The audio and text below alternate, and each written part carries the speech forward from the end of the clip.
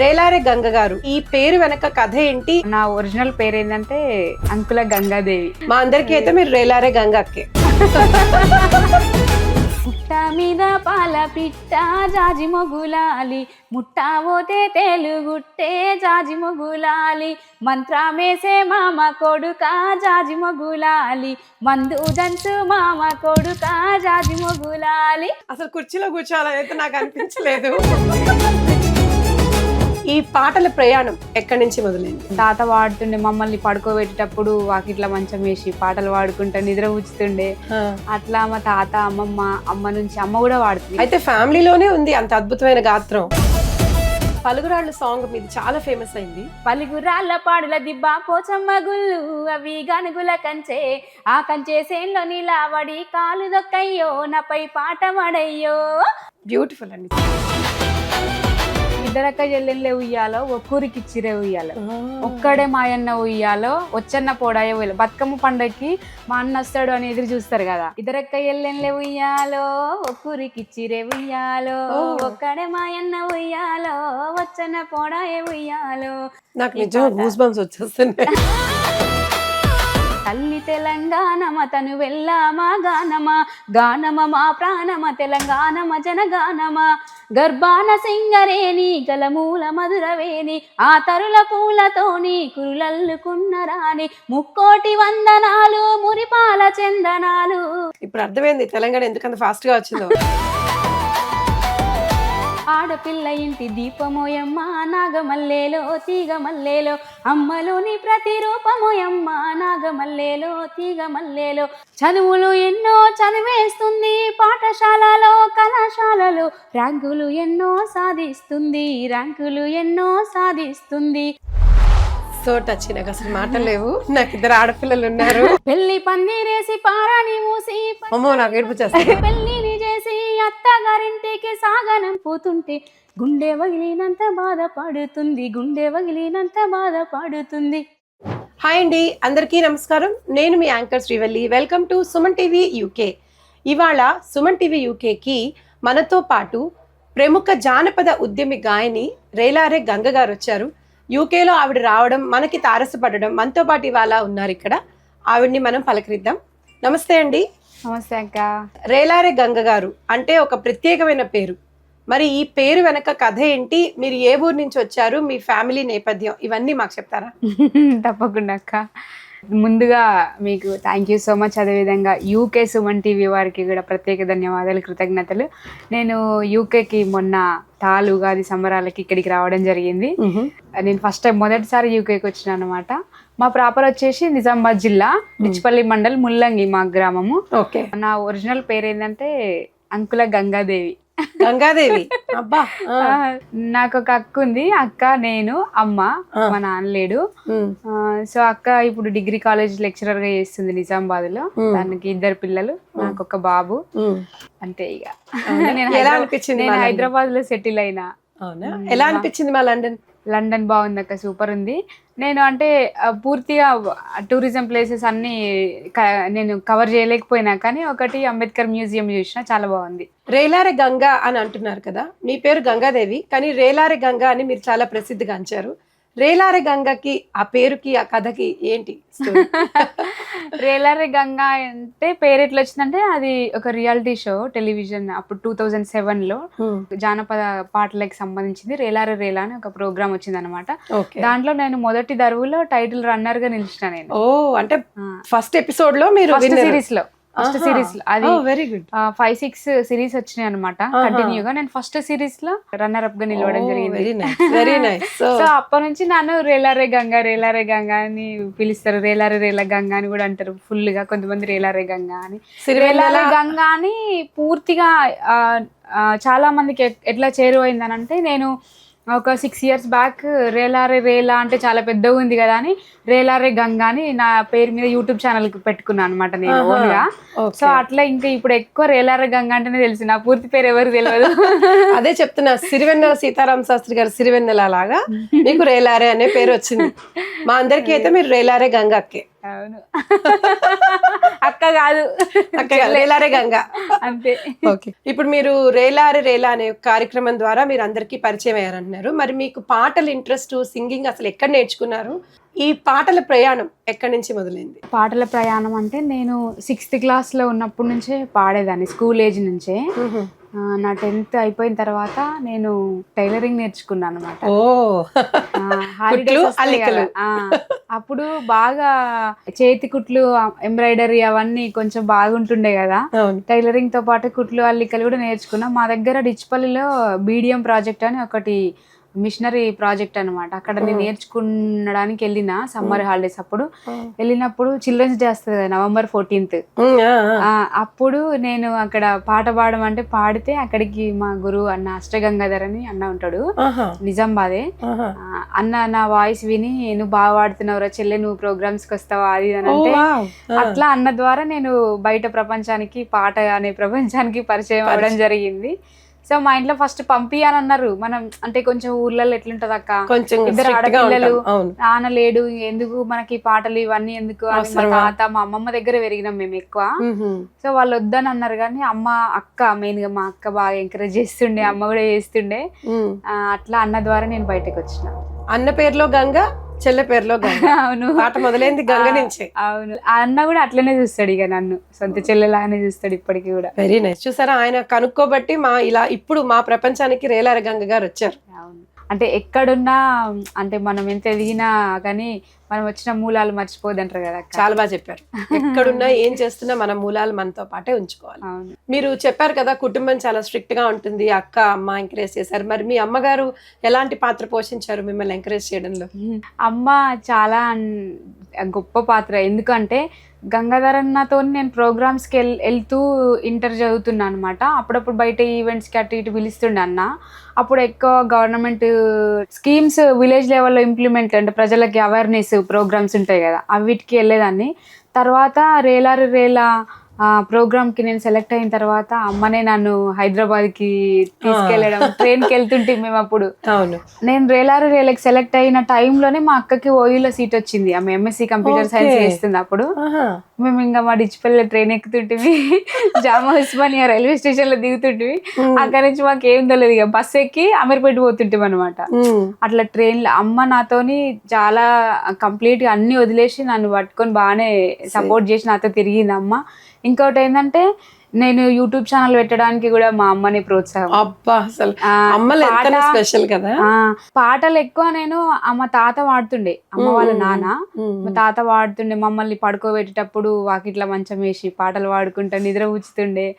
అట్లా మా తాత, అమ్మ నుంచి అమ్మ కూడా వాడుతుంది, ఇప్పటికీ మా అమ్మ వాడుతుంది. ఆమె నుంచి వచ్చిన వారసత్వమే అనుకుంటా నేను. అయితే ఫ్యామిలీలోనే ఉంది అంత అద్భుతమైన గాత్రం. మరి అమ్మతో ఎప్పుడన్నా పాడించే ఆలోచన ఉందా? అమ్మతోని పాడించే ఆలోచన ఉంది, కానీ ఒకసారి ట్రై చేసిన, కానీ సీరియస్ గా ట్రై చేయలేదు. ఒకసారి చేయండి అమ్మ. మా అమ్మ ఇప్పుడు ఏ పాటలైనా చేస్తే అమ్మకి వినిపిస్తాను నేను. ఫస్ట్ నా ఛానల్లో పాటలు చేస్తే కదా వినిపిస్తా, ఆమె చెప్తుంది డైరెక్ట్, ఇది మంచిగా లేదు, ఇది బాగుంది అని చెప్తే. వాళ్ళే పెద్ద క్రిటిక్ మనకి. అవును.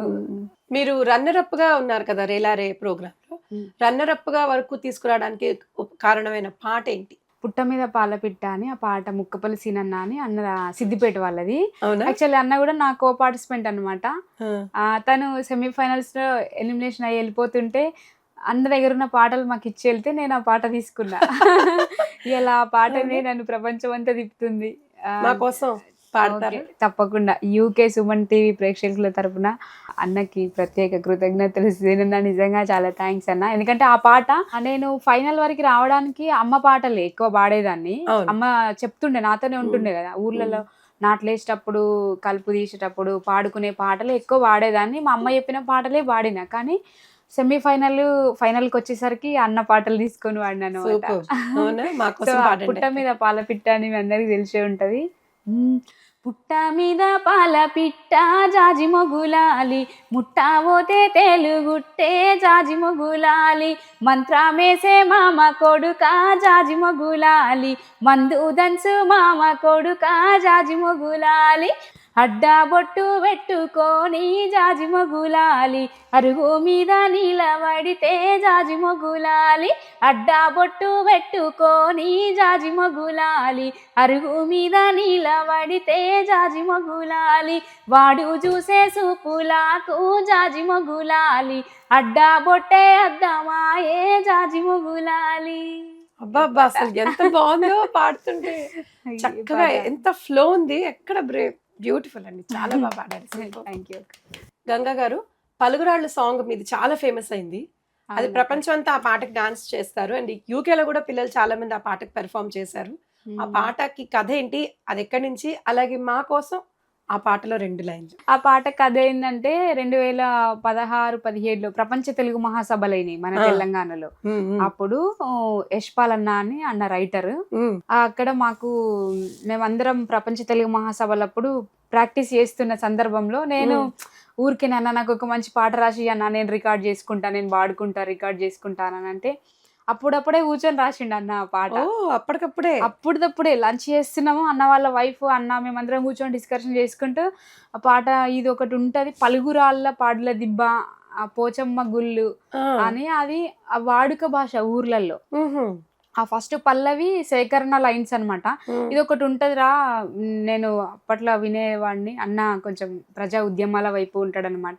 ఇది ఒకటి ఉంటది, దీన్ని పట్టుకొని పాట రాయాలా లైన్ పట్టుకొని అంటే అందరం కూర్చున్నాము. మేము మాట్లాడుకుంటూ కూర్చుంటాం కానీ పాట రాసేసిండు అన్న. ఆ రోజు ఇంకా అందరము పాట రాసిన తర్వాత వినిపిస్తే చాలా బాగుంది అన్న, నేను వాడుకుంటా, రికార్డ్ చేస్తానంటే అన్న కూడా నాకు అడగగానే సరే పాడును అని చెప్పి ఏదో ర్యాండమ్ గా అనుకోకుండా చేసినాం. అది పెద్దగా అంతా మేము ఎక్స్పెక్ట్ చేయలేదు కూడా.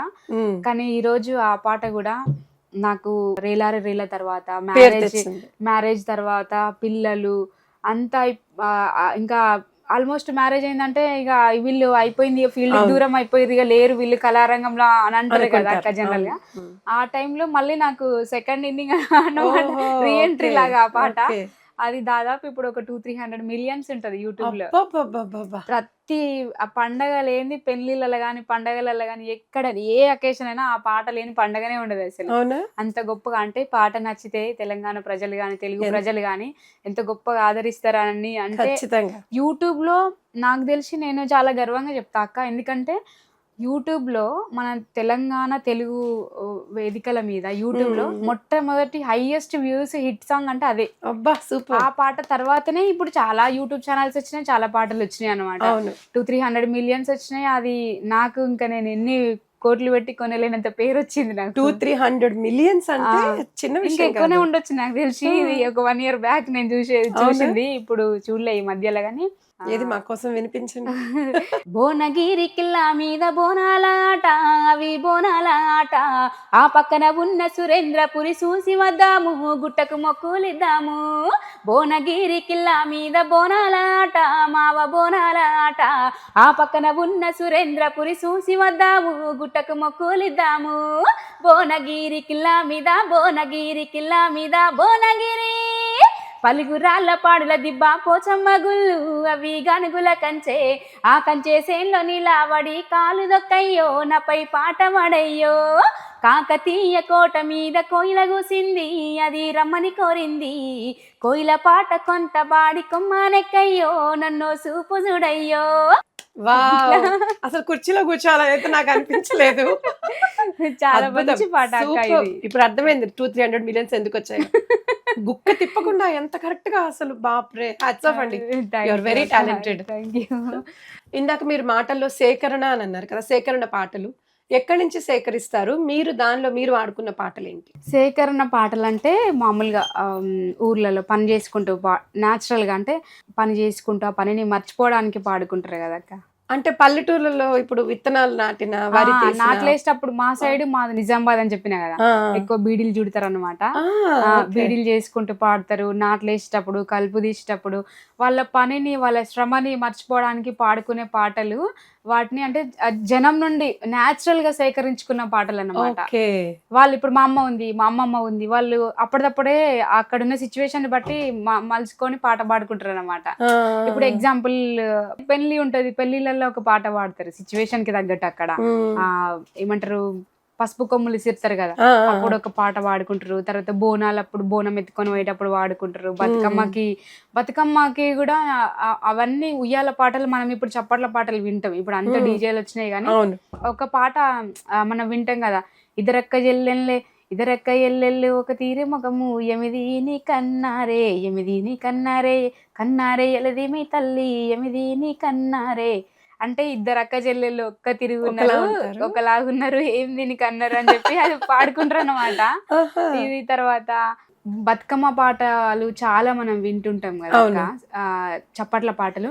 అవన్నీ ప్రజల నుండి వచ్చిన పాటలే. మన అమ్మలు అందరూ వాళ్ళ నుంచి వాళ్ళు వాళ్ళకు మ్యూజిక్ నాలెడ్జ్, ఇట్లా వాడుకోవాలి, ఇట్లా చేయాలి, ఇట్లా మ్యూజిక్ ఉంటది అని ఏం తెలియదు కదా. జనరల్ గా వాళ్ళ చప్పట్లే వాళ్ళకి రిధం అన్నమాట. ఇద్దరక్క ఎల్లెన్లే ఉయ్యాలో ఒక్కరికిచ్చిరే ఉయ్యాలో ఒక్కడే మాయన్న ఉయ్యాలో వచ్చన్న పోడాయే ఉయ్యాలో ఒక్కడే మాయన్న ఉయ్యాలో వచ్చన్న పోడాయే ఉయ్యాలో ఎట్లద్దు సెల్లెల ఉయ్యాలో ఏరడ్డమాయ ఉయ్యాలో ఏరుకు ఎంపెల్లి ఉయ్యాలో తోటడ్డమాయ ఉయ్యాలో ఏరుకు ఎంపెల్లి ఉయ్యాలో తోటడ్డమాయ ఉయ్యాలో. వావ్, ఇలా వింటుంటే ఎంతసేపు వినొచ్చు. సో ఇట్లా అంటే అప్పుడు ఊర్లలో వెనకట ఎక్కువ దూరం ఇయ్యకపోతుండ్రి. మా తాత అంటుండే సావు కందని బిడ్డే సద్ది కందది అని చెప్పి. అంటే దూరం ఇచ్చుకుంటే సావు కందది కదా, సద్ది అంటే అన్నం సద్ది కట్టి పంపిస్తారు కదా, సద్ది కందని బిడ్డే సావు కందది అని మా తాత మా అమ్మని పక్కూరికి ఎచ్చుకురాడు. అంటే ఒక 2 కిలోమీటర్లే, పిల్లల దగ్గరలోనే ఉండాలి, ఆడపిల్లల దగ్గరలోనే ఉండాలి అని చెప్పి అప్పుడు ఎక్కువ ఊర్లోనే ఇచ్చుకుంటుర్రి. లేకపోతే పక్క ఊరికి ఇస్తే ఇంకా ఇద్దరు అక్క చెల్లెలు అప్పుడు ఎక్కువ 3-4 పిల్లలు సంతానం ఉంటుండ్రి కదా, ఇద్దరిని ఒకటే ఊరికి ఇచ్చుకుంటారు, ఇంకా ఒకటే ఫ్యామిలీకి ఇచ్చుకుంటారు, అందరూ చోటే ఉంటారని అట్లా. అందుకని ఇద్దరక్క చెల్లెళ్ళే ఉయ్యాలో ఒక్కూరికి ఇచ్చిరే ఉయ్యాలో ఒక్కడే మాయన్న ఉయ్యాలో వచ్చన్న పోడాయే ఉయ్యాలో. బతుకమ్మ పండగకి మా అన్న వస్తాడు అని ఎదురు చూస్తారు కదా, అంటే ఎట్లొద్దు చెల్లె అప్పుడు వరదలు వస్తాయి ఇట్లా ఎట్లొద్దు చెల్లెలు ఉయ్యాలో ఏ రడ్డమాయే ఉయ్యాలో. ఆ పాట మీనింగ్ అదన్నమాట. అసలు ఎంత అర్థవంతంగా, ఎంత బాగుంది. వాళ్ళు న్యాచురల్ గా అక్కడున్న సిచ్యువేషన్ ని బట్టి వాళ్ళు సొంతంగా కలుపుకొని అక్కడ సిచ్యువేషన్ బట్టి పాడుకున్న పాటలే సేకరణ పాటలు. అద్భుతం అండి, నిజంగా అసలు ఎంత బాగున్నాయి. అంటే మన గ్రామాల్లో ఎక్కడెక్కడ ఊళ్ళల్లో ఎంత అద్భుతమైన పాటలు, అర్థాలు, సాహిత్యము, వాళ్ళ ప్రేమలు, ఆప్యాయతలు అంతే గొప్పగా ఉంటాయి. ఇంకా అంటే నేను ఎక్కువ జానపదం వైపు, సాహిత్యం వైపు ఆలోచించడానికి ఏంటంటే మా ముందు తరాలు మాకు అందించినాయి కదా, ఇంకా ముందు మా ముందు తరాలు మాకు వెనకొచ్చే తరాలకి మన కల్చర్ని, మన భాష, మన యాస, మన పాటల్ని, మన సంస్కృతిని, ముఖ్యంగా మన ప్రేమలు ఇప్పుడు రాను ఏంటంటే అంతా ఆన్లైన్ అయిపోతుంది. ఇంట్లోనే కూర్చున్నాకనే ప్రపంచం అంతా కనబడుతుంది, ఫోన్లోనే ప్రపంచం అంతా కనిపిస్తుంది. అట్లా కాకుండా ఇవన్నీ ఇంకా అంతరించిపోతున్నాయి, ఇక్కడితోనే అయిపోవద్దు, ఇంకా కొంచెం కాపాడాలని ఆరాటం అయితే నాకు ఎప్పుడు ఉంటుంది అక్క మనసులో. చాలా బాగా చెప్పారు నిజంగానే, వెరీ టచింగ్. సోషల్ అవేర్నెస్ కింద మీరు పాడిన పాటలు ఉమెన్ మీద చాలా ఉన్నాయి, ఆడపిల్లల మీద. కానీ దానిలో ఒక మంచి పాట మా కోసం వినిపించారు. అమ్మా నీ పనికి సెలవు లేదమ్మా, ఇంట్లెంత పనికైనా విలువ లేదమ్మా. అమ్మా నీ పనికి సెలవు లేదమ్మా, ఇంట్లెంత పనికైనా విలువ లేదమ్మా. ఇడిసిన బట్టలను ఉతికేటి బండావు, ఇడిసిన బట్టలను ఉతికేటి బండావు. ఆకలన్నప్పుడల్లుడికేటి కుండవు. అమ్మా నీ పనికి సెలవు లేదమ్మా, ఇంట్లెంత పనికైనా విలువ లేదమ్మా. అమ్మా నీ పనికి సెలవు లేదమ్మా, ఇంట్లెంత పనికైనా విలువ లేదమ్మా. నాకు నిజంగా గూస్ బంప్స్ వచ్చేస్తున్నాయి. ఈ పాట చాలా బాగుంటది, నిజంగా యశ్పాలనే రాసిండి. ఇది కూడా మొన్న పలుగురాల పాట రాసిన. తర్వాత నా యూట్యూబ్ ఛానల్ లో కూడా ఒకటి ఉంటది ఆడపిల్లల మీద.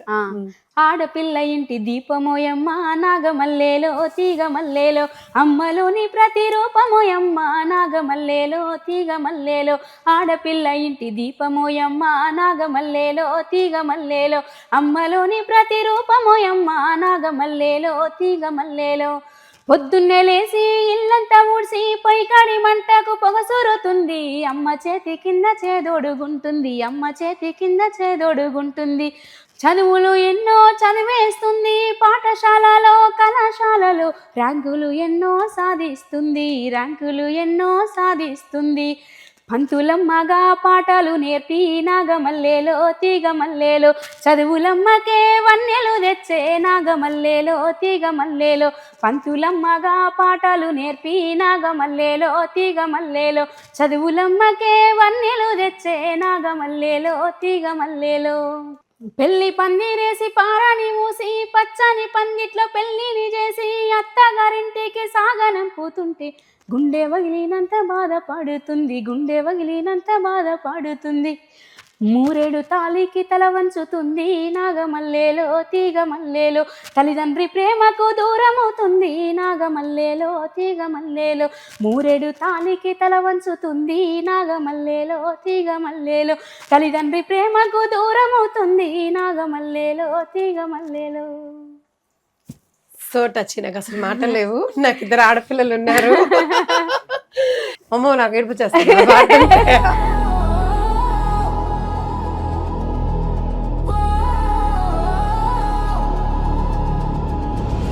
తెలంగాణ ఉద్యమంలో కూడా మీది చాలా ప్రముఖ పాత్ర ఉంది కదా. తెలంగాణ ఉద్యమంలో మీ పాత్ర, మీరు ఇన్స్పైర్ అయిన వాళ్ళు కానీ, మీరు సపోర్ట్ చేసిన వాళ్ళు కానీ, వాళ్ళ గురించి చెప్పండి. చాలా మంచి క్వశ్చన్ అక్క. అంటే ఆఫ్టర్ లాంగ్ టైం తెలంగాణ ఉద్యమంని మళ్ళీ మీరు గుర్తు చేసినందుకు thank you so much. Telangana ఉద్యమంలో నేను 2009 మలిదశ ఉద్యమంలో నేను పనిచేసిన. నేను ఎక్కువ అంతటిపుల నాగరాజన్న, రసమై బాలకిషన్ గారు, గోరెటి వెంకన్న గారితో, అదేవిధంగా మా గురువు అని చెప్పిన కదా అష్టగంగాధర్ అన్నతోని, విమలక్క గారితో అందరితో కలిసి పనిచేసిన అన్నమాట. అందరూ నాకు అందరు ఇష్టమే. అందరితో కలిసి పనిచేసిన. అప్పుడున్న బంధాలు ఇంకా ఇప్పటికీ అట్లనే కొనసాగుతున్నాయి. అందరు ఎప్పుడు ఎక్కడ కలిసినా అని చాలా ప్రేమగా ఆప్యాయతగా మాట్లాడిస్తారు. అందరు ఇష్టమే, అందరి పాటలు కూడా ఇష్టం. అంటే వాళ్ళ పాటలు వాళ్ళని చూసి నేర్చుకొని పాడడం అదంతా జరిగింది కాబట్టి వాళ్ళతో కనెక్షన్ ఎప్పటికీ అంతే ఉంటది. మాకోసం ఒక మంచి 2 లైన్లు పాడతారా? మీరు ఉద్యమానికి మీరు ఏది? అప్పుడు నేను ఎక్కువ వేదికల మీద పాడేదన్నమాట. ఈ పాట మిట్టపల్లి సురేందర్ అన్న రాసిండు. అది అదిగదిగో తెలంగాణ సమరబేరి మోగే అన్నలారలెండి, దగా పడ్డ బతుకులకై దండు గదిలినాదో తమ్ములారలెండి. 69 నుండి ఇదిగో ఈనాటి వరకు దళారుల పాలనలో నలుగుతోంది తెలంగాణ. అదిగదిగో అరే అదిగదిగో తెలంగాణ సమరబేరి మోగే అన్నలారలెండి. ఈ పాట పాడేదండి.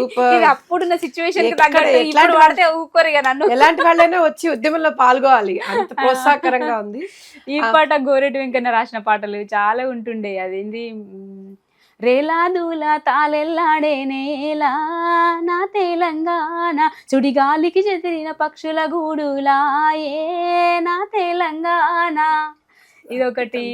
తర్వాత తల్లి తెలంగాణమ తను వెళ్ళామా గానమా, గానమ మా ప్రాణమ తెలంగాణమ జనగానమ, గర్భాన సింగరేణి గలమూల మధురవేణి, ఆ తరుల పూలతోని కురులల్లుకున్న రాణి, ముక్కోటి వందనాలు మురిపాల చందనాలు, తల్లి తెలంగాణమ తను వెళ్ళామా గానమా, గానమ మా ప్రాణమ తెలంగాణమ జనగానమా. ఇప్పుడు అర్థమైంది తెలంగాణ ఎందుకంత ఫాస్ట్ గా వచ్చిందో. ఇలాంటి పాటల కోసమే వచ్చింది. మీ యూట్యూబ్ ఛానల్ చూసాను. రాఖీకి అంటే ప్రతి సంవత్సరం రాఖీ పండుగ ఒక పాట వస్తుంది. ఎందుకు రాఖీ పండుగ, ఎందుకు దాని ప్రత్యేకత ఏంటి? ఏంటి అంటే నేను స్టార్టింగ్ లో చెప్పినా కదా అక్క, మేము ఇద్దరం సిస్టర్స్, మాకు ఓన్ బ్రదర్స్ లేరని. సో అయితే ఇంకా నేను ఛానల్ పెడదాం అనుకున్న టైంలో ఏ పాట పెడితే బాగుంటుంది, ఏ పాటతో ఛానల్ స్టార్ట్ చేయాలని మా అమ్మ నేను ఆలోచిస్తుంటే, అమ్మ ఉండి రాఖీ పండుగ వస్తుంది కదా, రాఖీ పండుగ నిన్ను మస్తు మంది చెల్లె అక్క అని పిలుస్తారు కదా, నువ్వు రాఖీ పాటనే వాడుకో బిడ్డ, రాఖీ పాటతోనే ఛానల్ స్టార్ట్ చేయు అని అన్నది మా అమ్మ. అట్లా ఇంకా రాఖీ పాటతోని నేను అప్పుడు నాకు కూడా అనిపించింది, ఎందుకంటే మా సైడ్ గల్ఫ్ వెళ్తారు ఎక్కువ, దుబాయ్ మస్కట్ అటు వెళ్తారు అనమాట. ఇంకా చాలా మంది నా పాటలు నేను కొన్ని వేరే ఛానళ్లలో పాడిన, నా ఛానల్ స్టార్ట్ చేయకముందు. అప్పుడు కామెంట్ రూపంలో గంగక్క అని, నేను కొన్ని సందర్భాల్లో బతుకమ్మకి ఈవెంట్స్ దుబాయ్ వెళ్ళినప్పుడు కూడా అక్క నీ పాటలు బాగుంటాయి అని ఇట్లా అందరూ అంటే ఊర్లలో వాళ్ళ జీవన విధానం ఎట్లున్నా కానీ అక్కడికి వెళ్ళిన తర్వాత వాళ్ళ లైఫ్ స్టైల్ అంతా మారిపోతుంది కదా. సో వాళ్ళని అందరూ లైవ్ గా చూసేదాన్ని నేను. వాళ్ళు ఎంతో ప్రేమగా ఆప్యాయతగా పలకరించినప్పుడు అవును ఇదేదో బాగుంది రాఖీ పండుగకి పాట అన్న తమ్ముడు చెల్లి అవును. అని ఇట్లా పాడితే బాగుంటుందని నేను సెంటిమెంట్గా ఒకటి నాకు ఇక మాకు ఎట్లాగో నన్ను ఇంత వేల లక్షల మంది అక్క చెల్లి అని పిలుస్తారు కదా, వాళ్ళందరి ప్రేమకి నేను ఏమి ఇచ్చినా వెలగట్టలేను. సో పాట రూపంలో నన్న పాట చేద్దామని చెప్పి అట్లా ఫస్ట్ అనుకొని నేను పాట చేయడం జరిగింది అన్నమాట.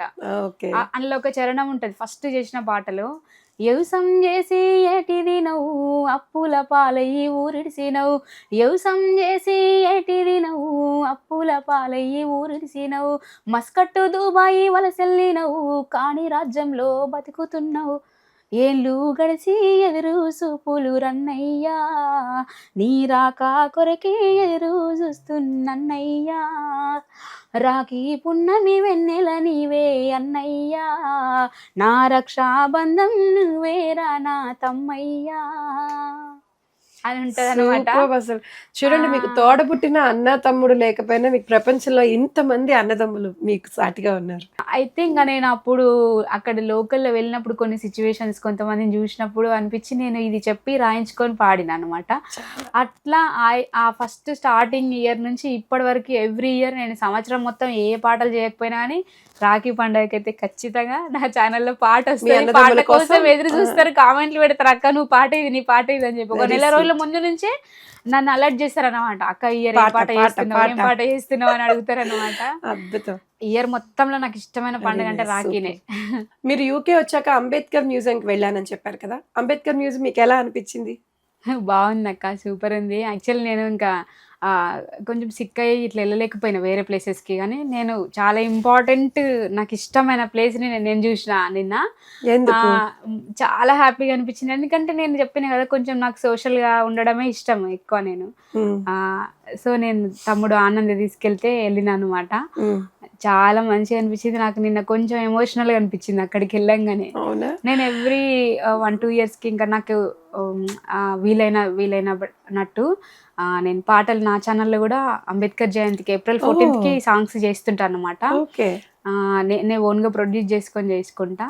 నేను అక్కడ ఆ మ్యూజియంకి వెళ్ళగానే ఏదో తెలియని వైబ్రేషన్ ఇట్లా అంటే కొంచెం చాలా బాగా అనిపించింది. నేను మంచి ప్లేస్ని విజిట్ చేసిన అనిపించింది ఇంత దూరం వచ్చినందుకు.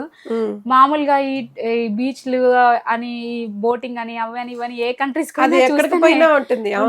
చూస్తాం కదా. అంటే 1916లో అంబేద్కర్ గారు ఇక్కడికి చదువుకోవడానికి వచ్చినప్పుడు ఉన్న ఇల్లు, ఆయన తిరిగి నడయాడిన ఇల్లు, అందులో నేను అడుగు పెట్టడం అంటే నేను ఎంత అదృష్టం చేసుకొని ఉండాలి ఇక్కడికి వచ్చి ఆ ఇంట్లో అడుగు పెట్టడం అంటే. చాలా హ్యాపీగా ఫీల్ అయినా, నాకు మస్తు అనిపించింది అసలు. నేను చాలా మందికి మీరు చెప్తుంది ఇన్స్పిరేషన్, అలాంటి వాళ్ళు కూడా వెళ్ళి చూడడానికి. అంబేద్కర్ గారు తను వాడినటువంటి తను నడిచిన ఇంట్లో, ఆ ఇంట్లో 100 సంవత్సరాల కింద 110 years బ్యాక్ కట్టిన ఇంట్లో నేను అడుగుపెట్టి తను వాడిన స్పెట్స్, కళ్ళజోడు కానీ, తర్వాత 2 కళ్ళజోడులు ఉన్నాయి, తర్వాత పెన్నులు ఉన్నాయి, ఫొటోస్ తను ఓన్ గా హ్యాండ్ రైటింగ్, తను రాసిన హ్యాండ్ రైటింగ్ అవి ఫ్రేమ్స్ అంటే ఏమంటారు లామినేషన్ చేయించి అక్కడ పేపర్స్ అన్ని ఉన్నాయి అనమాట.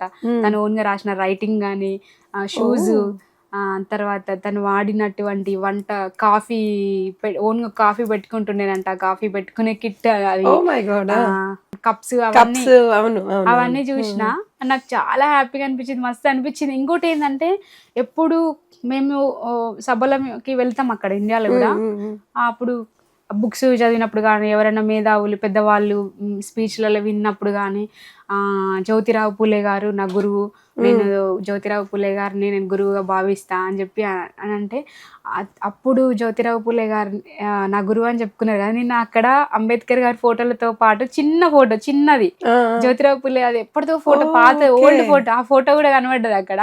చాలా మస్తు అనిపించింది. నేను లాస్ట్ ఇయర్ పాట చేసినాక నా ఛానల్లో, అది అందరు మహనీయుల మీద కలిపి ఉంటది అన్నమాట. దండము మాదిన బంధులకు మహనీయుల్లారా, అందుకొండి పేదల్లా దండాలు మహనీయుల్లారా, ఉద్యమాలకు బాటలేసి పోరుపాటకు రాగమై గుండెలల్లో గుండెలల్లో